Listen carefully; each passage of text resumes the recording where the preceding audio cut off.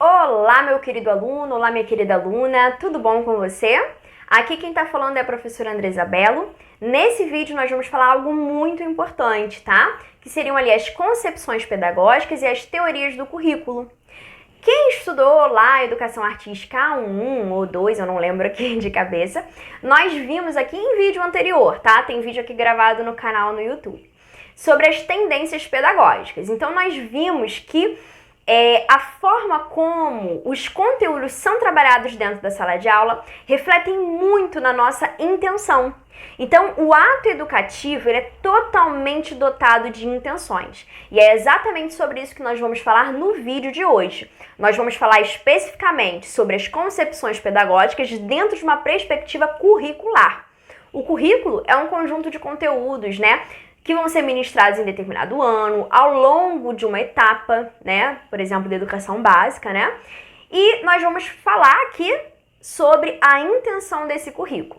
Vou pedir para que, se você estiver gostando do vídeo, deixe um comentário, deixa aqui o seu feedback, isso aqui é muito importante para o nosso trabalho, tá? Se puder curtir, curta, compartilha, enfim, você já sabe aí as formas de você estar ajudando aqui a divulgar o nosso vídeo, o nosso trabalho, tá bom? Bem, sem mais delongas, vamos falar aqui, ó, origem do termo currículo. Se você parar para pensar como que era feito o ensino antigamente, lá na Grécia, em Roma, né, quando a gente fala muito ali sobre a educação, a gente vai reparar que a educação ela não era fragmentada, né, dividida, categorizada por disciplinas. As pessoas simplesmente ensinavam em locais públicos, não havia ali a escola como nós temos hoje, né? A escola, a visão de escola como nós temos hoje é algo muito recente, tá? É bem contemporâneo. Mas antigamente, os filósofos, né, eles ensinavam em praças públicas e o conhecimento ele não era fragmentado por áreas de conhecimento, por disciplinas. Os conhecimentos eles eram dados de maneira abrangente, era uma sabedoria completa. Mas com o passar do tempo, né, a educação ela foi ali se tornando democrática. E lógico, gente, que a questão da democratização ali do ensino não significa que a educação ela foi dada num primeiro momento de maneira igualitária para todos dentro da sociedade. Afinal de contas, nós sabemos que nem todo mundo dentro da sociedade tinha acesso à educação. Na verdade, até hoje, nem todo mundo tem acesso à educação. Principalmente acesso à educação de maneira igualitária. Nós sabemos que existe muita diferença, né, em relação à educação que é ofertada para determinados grupos sociais. Mas, enfim, com o maior número de alunos, começou ali a criação de locais específicos para a divulgação desse conhecimento. E com finalidades didáticas, a escola foi dividida ali por níveis de conhecimento, e aí foi surgindo, por exemplo, a divisão em séries, anos, né? Idade. Os conhecimentos também sofreram ali a categorização, então hoje nós temos a língua portuguesa, matemática, história, geografia, tudo categorizado. Essa categorização, né? Por exemplo, essa visão ali, né, de você dividir em classes, né? São divisões no interior ali das escolas, elas surgem para quê? Para facilitar o dia a dia da escola, facilitar a aprendizagem. Então, ó, o objetivo da divisão em classes e disciplinas é o quê? Facilitar a aprendizagem, ou seja, o ensino com mais eficiência. O currículo, como nós já debatemos, né, é uma estrutura em disciplinas e sequência interna, a ordem que deveria conter qualquer curso ou estudos. Então, essa divisão de currículos por disciplinas, de turmas em classes divididas por idade ou nível de conhecimento, foi feito para buscar uma eficiência escolar e social. Porém, hoje, nós estamos buscando, né, o quê? Uma visão interdisciplinar e chegar aí ao nível da transdisciplinaridade, onde não haja mais barreira entre as disciplinas. Por que hoje a gente está lutando para combater, vamos dizer assim, né, essa fragmentação do currículo? Porque hoje nós fomos tão bons, mas tão bons em dividir os conhecimentos por categoria, que hoje o desafio é ensinar ao nosso aluno a visualizar que os conhecimentos são utilizados de maneira integrada e única. Por exemplo, quando você vai ao mercado, Quais são as disciplinas que você usa? Você usa português, matemática, história, geografia? Usa todas. Então esse é o grande desafio. O aluno ele vai para a escola, aí ele aprende, por exemplo, matemática. Arme e efetue, continha. Mas quando ele vai à rua, ele não consegue utilizar aquele conhecimento no dia a dia. Por quê? Porque hoje nós percebemos que nós fomos muito eficientes em categorizar, em dividir, em selecionar. E o desafio agora que ficou para o aluno é ele unir tudo aquilo que foi fragmentado para ele utilizar no dia a dia. Quando nós falamos de teoria do currículo, nós temos que pensar que o currículo ele não é meramente conteúdos que vão ser aplicados. Eu gosto muito de uma frase de Paulo Freire. Paulo Freire ele nos convida a deixar de ser ingênuo. Forte, né? Mas é isso aí. Ele convida a gente a deixar de ser ingênuo. Por que deixar de ser ingênuo? Ele fala que o currículo ele não é só conteúdos. Você já parou para pensar como que nós selecionamos as disciplinas que vão entrar nos componentes curriculares da educação? Você já parou para pensar quem é que aprova quais são os tipos de conteúdos que se tornam essenciais para serem trabalhados na sala de aula? É exatamente sobre esses assuntos que as teorias do currículo vão abordar. Então a gente vai pensar assim, qual é o momento histórico, cultural e político que eu estou aplicando esse determinado conteúdo? A quem eu estou ensinando e o que eu quero que essa pessoa seja. Você já parou para pensar que a educação básica, aqui, por exemplo, do Brasil, é totalmente diferente do conteúdo que vai ser ministrado nos Estados Unidos ou em algum país do Oriente Médio? Por que será? Porque a escola prepara a pessoa para a vida em sociedade. Então, se a escola prepara a pessoa para a vida em sociedade, nós temos que ter a consciência de que tipo de pessoa a sociedade quer. Que tipo de pessoa a sociedade quer que seja formado dentro das escolas. Geralmente, esses assuntos, eles alcançam um âmbito político, econômico e cultural. Se você for pegar, por exemplo, um sistema capitalista, você vai ter ali as escolas ministrando determinados conteúdos. Mas se você pegar, por exemplo, um governo com um sistema econômico marxista, os conteúdos vão ser elencados de maneira totalmente diferente. Se você pegar, por exemplo, um sistema político fundamentalista, que é baseado ali em um sistema religioso, né, mesclado ali com o político, você vai ter a visão de outros conteúdos sendo elencados para serem trabalhados. Então, olha só. Por isso que Paulo Freire fala, nós não podemos ser ingênuos em relação àquilo que é ensinado dentro da sala de aula. Pois o que é ensinado é aquilo que é permitido em lei dentro de um sistema político. Se você for parar para analisar, você sabia que existem disciplinas que já foram ministradas aqui na educação básica brasileira e que hoje não existem mais? Não fazem mais parte do currículo obrigatório? Pois é.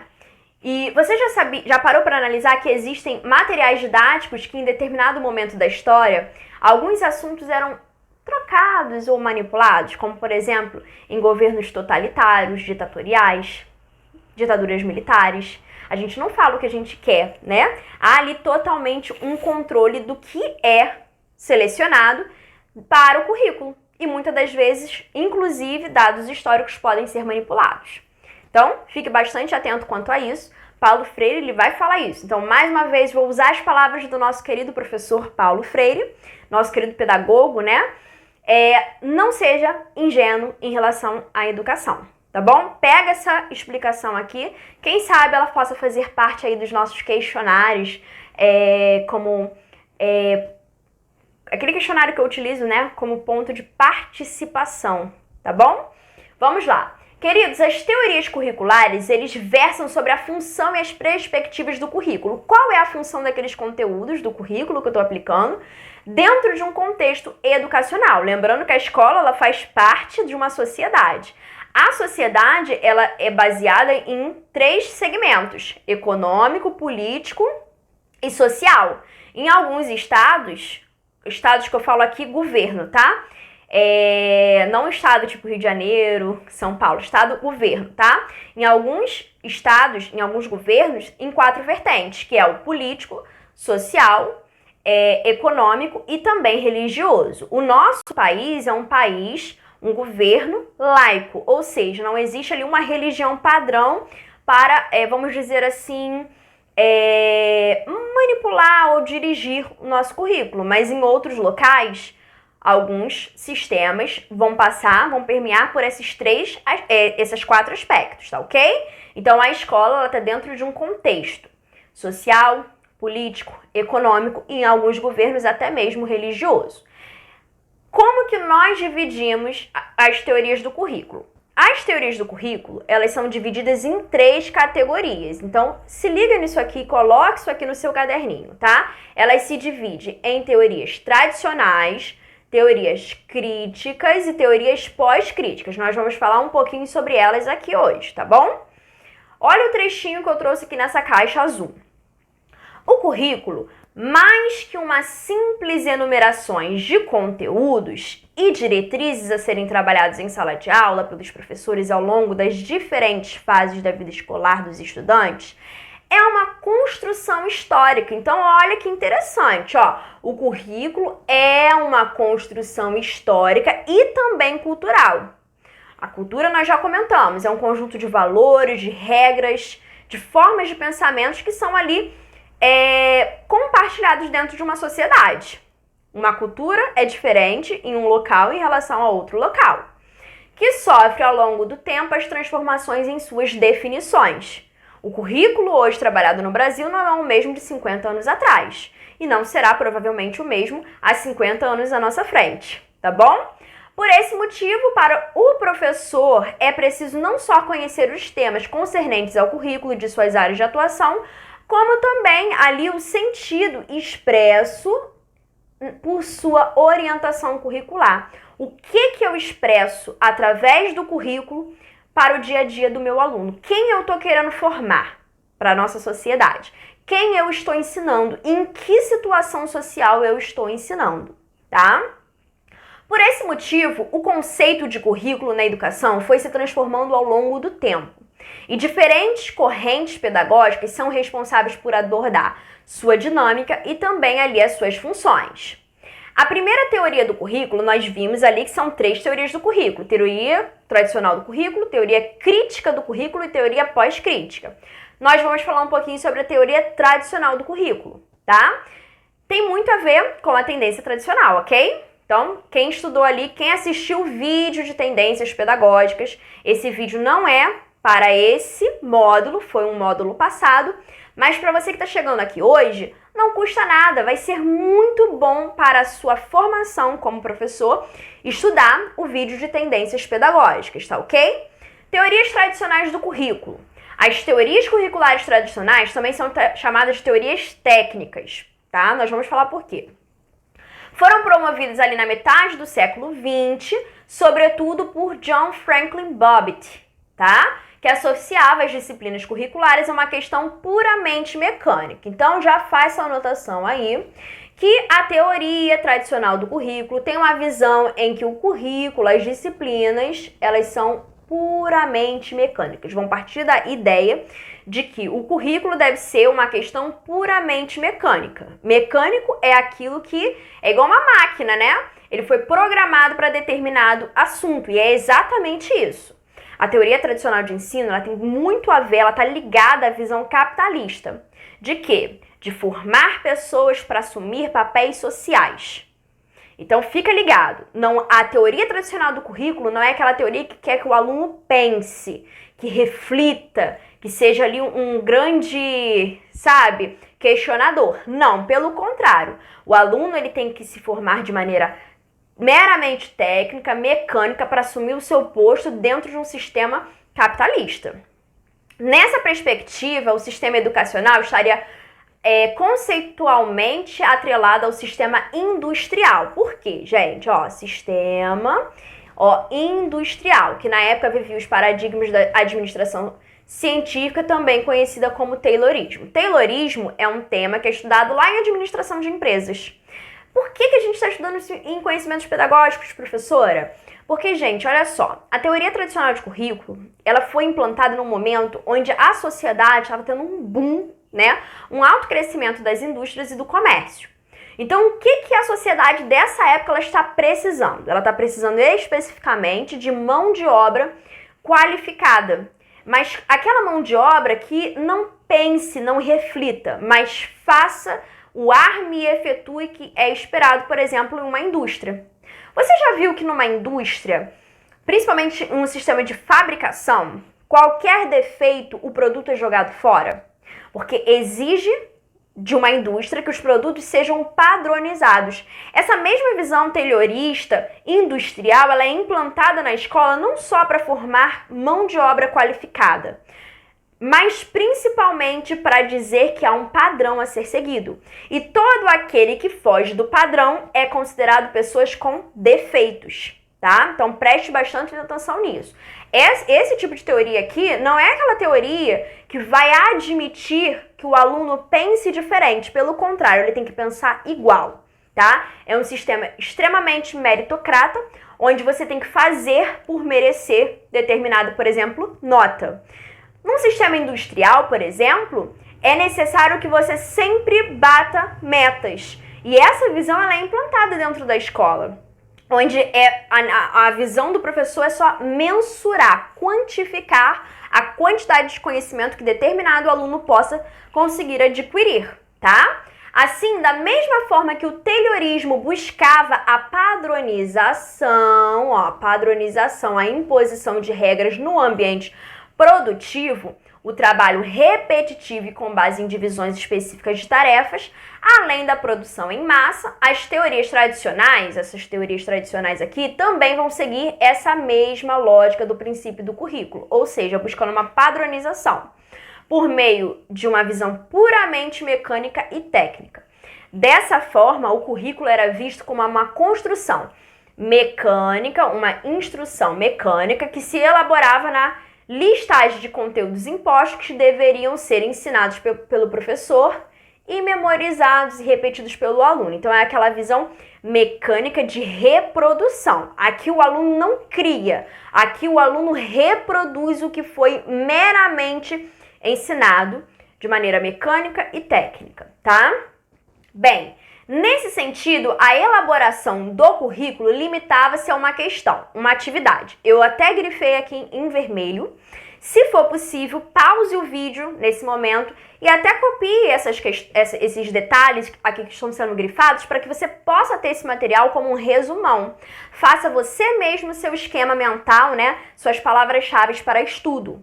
Então, olha só, o currículo na visão tradicional se limitava a uma atividade burocrática, assim como o sistema capitalista, desprovida de sentido, porque o aluno não ia refletir, não ia questionar, ele só tinha que copiar, né, decorar e colocar no papel, e fundamentada na concepção de que o ensino estava centrado na figura de quem? Do professor. Nesse tipo de concepção curricular, a figura central não é o aluno.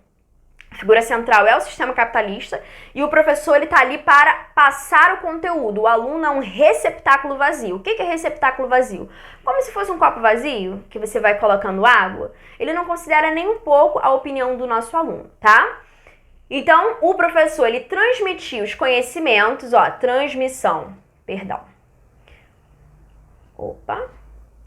eu pegar a canetinha. Transmissão ali de conhecimentos específicos aos alunos que eram vistos como meros repetidores. Olha como é que eram vistos os alunos, meros repetidores dos assuntos apresentados. Trouxe isso aqui, para que vocês possam visualizar o aluno, por exemplo, que sai do padrão, que foge do padrão estabelecido, igual aquele produto da fábrica que tem, vamos dizer assim, um defeito, às vezes é só um rasguinho, quer dizer, eles não querem buscar ali reparar aquele dano, para ele é muito mais fácil jogar fora. Então, o aluno que saiu do padrão, ele era colocado aquele chapéuzinho de burro, né? Ele era penalizado, envergonhado e humilhado. Na visão tradicional, olha só o que é esperado, O currículo é visto como a especificação precisa de objetivos, procedimentos e métodos, visando a obtenção de resultados que possam ser rigorosamente mensurados, ou seja, quantificados. Se você tirou 10, você passou. Se você tirou nota baixa, você é reprovado e nada é feito para você receber uma recuperação, tá? Então, de acordo com a visão tradicional de currículo, este deveria ser um currículo neutro. O que é ser um currículo neutro? É a escola que não vai falar nada em relação às questões sociais, porque a intenção dessa escola não é trabalhar com a reflexão e a crítica. Então, ó, tendo como principal foco garantir que a escola funcionasse, então, ali como uma fábrica, beleza? Segundo tipo de currículo são as teorias críticas do currículo. Como o próprio nome já diz, teoria crítica já tem uma visão de formar um aluno crítico e reflexivo. Essa teoria aqui está totalmente associada no Brasil com os ideais de Paulo Freire, tá? No nosso texto aqui eu trouxe pessoas de outros países. No Brasil, você já sabe que vai ser aqui as teorias baseadas, já vai ser uma teoria que vai ser desenvolvida dentro dos pensamentos ali de Paulo Freire, tá? Então, qual é o pensamento da teoria crítica? Formar uma pessoa que seja capaz de refletir, questionar a sociedade em que ela está vivendo, tá? Então, olha só, principalmente uma sociedade capitalista que produz desigualdade social. Eles vão ver aqui, na teoria crítica do currículo, que o ensino, a escola, o currículo deveriam ser ferramentas para formar uma pessoa capaz de modificar a realidade social, tá? As teorias curriculares críticas, elas basearam seu plano teórico nas concepções marxistas, exatamente marxismo. Marxismo é aquela visão socialista que combate as visões capitalistas. Eles vão falar que o capitalismo ele gera desigualdade social, enfim. E também nos ideários da chamada teoria crítica, vinculada aí aos ideais da escola de Frankfurt.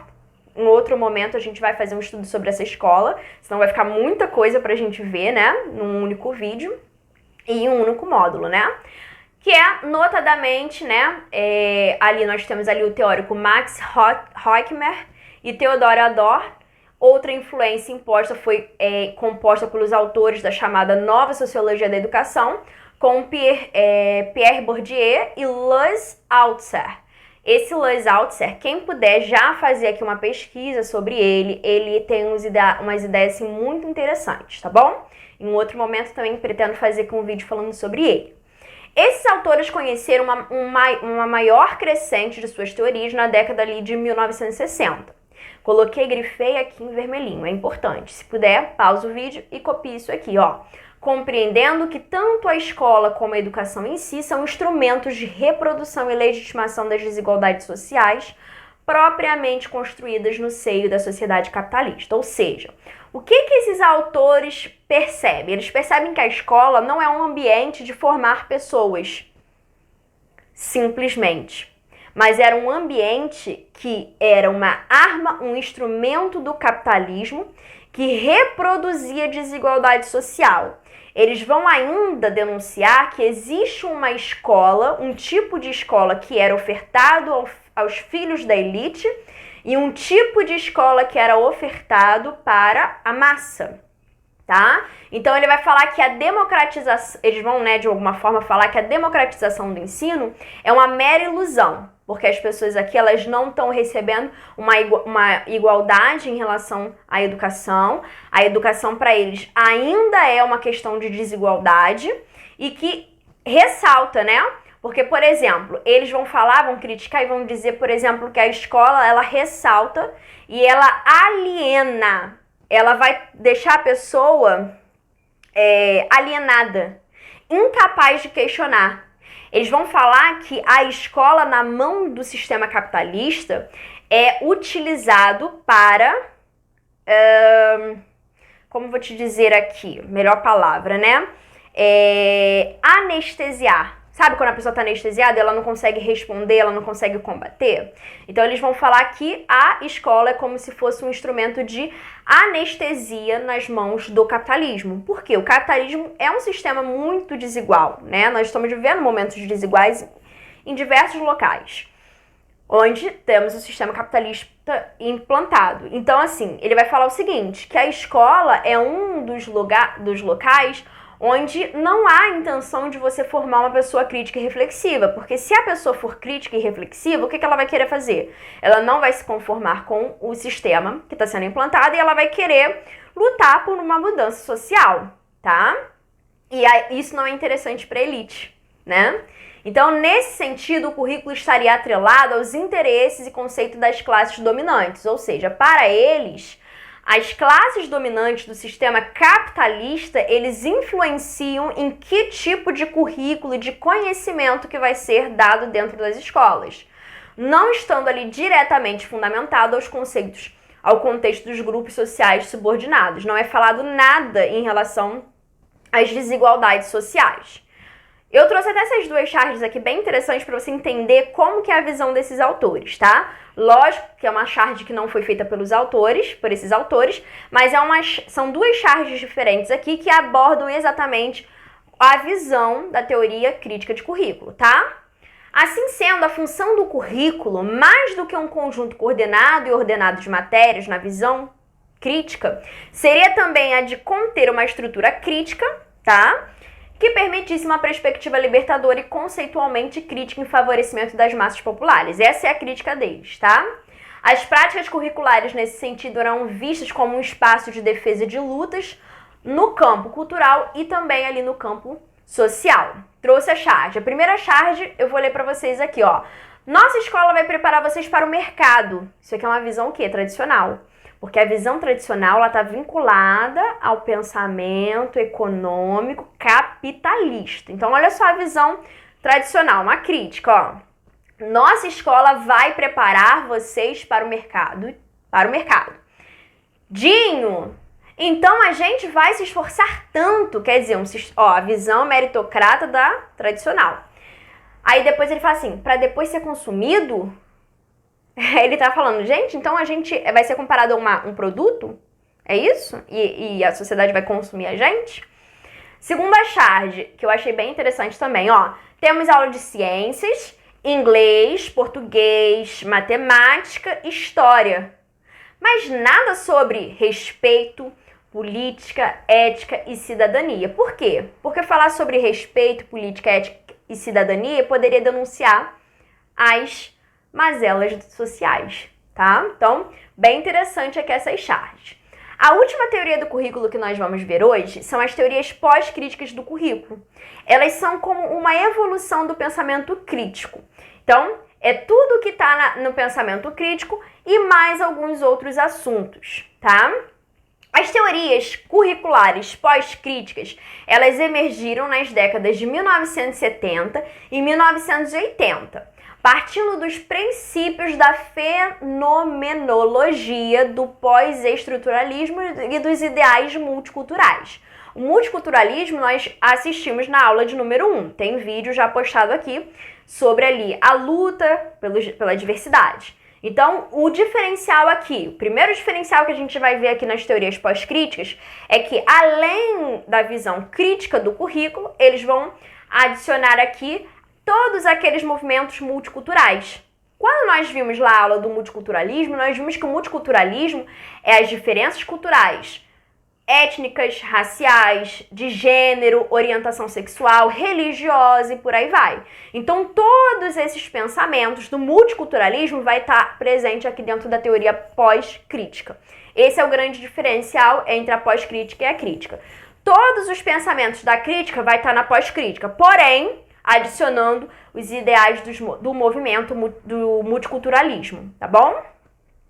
Assim como as teorias críticas, a perspectiva pós-crítica criticou duramente as teorias tradicionais de ensino, mas elevaram as suas condições para além das questões sociais, indo direto ao foco principal, que é quem? O sujeito. Então, ó, isso aqui é bem importante de você pegar, tá? Então, eles vão partir da mesma perspectiva da crítica, só que eles vão elevar as suas condições para além, né, das questões sociais, indo direto com foco em quem? No sujeito, no eu.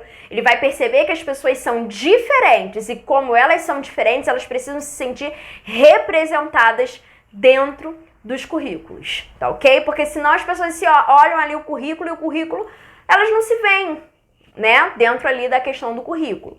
Desse modo, mais do que a realidade social dos indivíduos, ó, tá em vermelhinho ali, já é importante, ó, era preciso compreender também os estigmas étnicos, culturais, tais como a racialidade, o gênero, a orientação sexual e todos os elementos próprios das diferenças entre as pessoas. Então, esse currículo vai admitir que as pessoas são diferentes. Nesse sentido, era preciso estabelecer o combate à opressão aos grupos semanticamente marginalizados, como, por exemplo, Mulheres, quais são os grupos semanticamente marginalizados, né? Aqueles que estão à margem da sociedade, que fogem ao padrão pré-estabelecido, né? Mulheres, negros, crianças, pobres e vários outros, né? Homossexuais, religiosos. Então, tudo aquilo que fugir aquele padrão, né, estabelecido dentro da sociedade, aqui, dentro dessa teoria pós-crítica, eles vão ser resgatados. E nós vimos na aula 1 que o movimento que vai estourar, dando origem a essas questões, são ali os movimentos multiculturais, né? Do multiculturalismo, tá? Então, eles vão lutar ali pela inclusão social do meio. As teorias pós-críticas, elas consideravam que o currículo tradicional atuava como um legitimador do modus operandi do preconceito. Ou seja, aquela primeira teoria, a teoria tradicional, na visão da pós-crítica, ela estava ali só para ressaltar os preconceitos sociais que se estabelecem pela sociedade. Assim, a sua função era de se adaptar ao contexto específico dos estudantes, para que os alunos compreendessem nos costumes e nas práticas do outro uma relação de diversidade e também de respeito. Além do mais, em um viés pós-estruturalista, o currículo passou a considerar a ideia de que não existe um único e verdadeiro, né? Um conhecimento que fosse único e verdadeiro, sendo essa uma questão de perspectiva histórica, ou seja, que se transforma nos diferentes tempos e lugares. Então, dentro ali daquelas escolas, daquelas tendências, né, já estudadas, pedagógicas, as teorias acríticas são aquelas que não são críticas, são aquelas que alcançam a escola tradicional, a escola nova, a escola tecnicista. As teorias críticas são aquelas que criticam a reprodução social, né? Como, por exemplo, a libertadora e a libertária. As teorias pós-críticas são aquelas que pertencem à tendência pedagógica histórico-crítica, que utiliza o conteúdo curricular como forma de validação do sujeito, das suas singularidades. Nesse último aqui slide, se você quiser pausar o vídeo, coloquei aqui as palavras-chave para cada uma das teorias do currículo. Nós aqui estudamos, então, 3 teorias do currículo, que são elas: a tradicional, a crítica e a pós-crítica. As características da tradicional é o ensino, a aprendizagem, a avaliação, a metodologia, a didática, a organização, sobretudo a eficiência, né? Vendo o aluno como um produto, né, do capitalismo, um produto para o mercado de trabalho. As teorias críticas, elas vão falar sobre questões da ideologia capitalista versus ideologia socialista, marxista. Vai criticar a reprodução cultural e social. Vai questionar as relações de poder, né, onde existe uma elite que domina e uma massa que é oprimida. Vai falar sobre as classes sociais, vai criticar sobre o capitalismo, vai criticar as relações sociais de produção, aquela visão industrial da tradicional. Vai trabalhar por uma conscientização dos alunos sobre essa desigualdade social para obter uma emancipação e libertação. Vai abordar sobre o currículo oculto e sobre a resistência. As teorias pós-críticas, elas possuem essas palavras-chave aqui, ó. Eles querem trabalhar sobre a identidade, reparar que as pessoas são diferentes, a alteridade, capacidade de se colocar no lugar do outro, trabalhar a diferença, a subjetividade que tem a ver ali com o eu, né? O saber como um instrumento de poder, né, para mudar a sociedade, a significação e o discurso, a capacidade dos grupos, né, sociais, dentro daquela visão multiculturalista, poder falar, ter participação, representação, valorização da cultura, do gênero, da raça, da etnia, da sexualidade. E, sobretudo, a palavra-chave é o movimento do multiculturalismo, né, que estoura ali na década de 70 e 80, tá bom? Queridos, essa aula de hoje está chegando ao fim, espero que você tenha gostado bastante. Gostou? Curta, compartilha, deixa um comentário aqui apoiando esse trabalho, porque esses vídeos são feitos para vocês. O feedback é muito importante. Qualquer dúvida, é só vocês me procurarem, tá bom? Um grande beijo, que Deus abençoe a vida de vocês muitíssimo, tá bom? Tchau, tchau, até a próxima!